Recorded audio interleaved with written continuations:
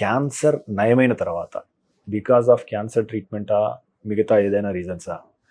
Cancer నయమైన వాళ్ళు దాదాపుగా 20% మందికి గుండె జబ్బులు వస్తున్నాయి లేదా హార్ట్ స్ట్రోక్ వైపుగా వాళ్ళకు వస్తున్నాయని మనకు స్టడీ చెప్తున్నాయి. ఇందులో వాస్తవం ఉందా?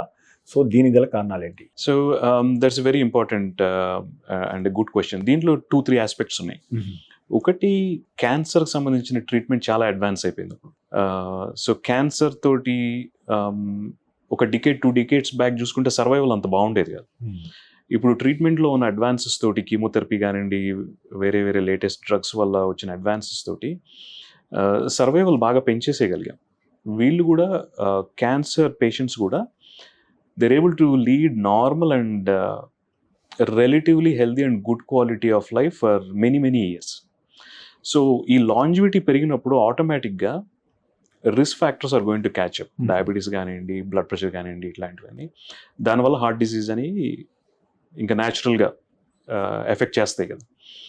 వయసు పెరిగే కొద్దీ ఈ డిసీజ్ అని కూడా దే క్యాచ్ అప్ అనండి. అదొకటి.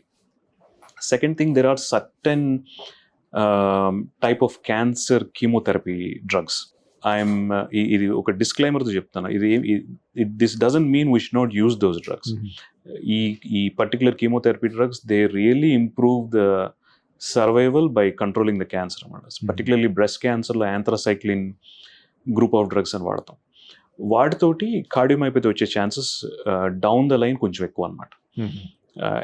ట్రీట్మెంట్ వాడుతున్నప్పుడు కానివ్వండి, తర్వాత కానివ్వండి. అట్లాగే కొన్ని లేటెస్ట్ కీమోథెరపీ డ్రగ్స్ కూడా వచ్చేసాయి ఇప్పుడు. టైరోసిన్ కైనేస్ ఇన్హిబిటర్స్ అని, ఇమ్యూన్ చెక్ పాయింట్ ఇన్హిబిటర్స్ అని. వీటితో ఏమవుతుందంటే కొన్ని మనకి హార్ట్ అటాక్స్కి, కార్డియాక్ డిసీజ్కి సంబంధించిన రిస్క్ ఫ్యాక్టర్స్ ఉన్నాయి చూసారా, డయాబెటీస్ కానివ్వండి, హైపర్ టెన్షన్ కానీ, ఆ ఇన్సిడెన్స్ పెరుగుతుంది అనమాట.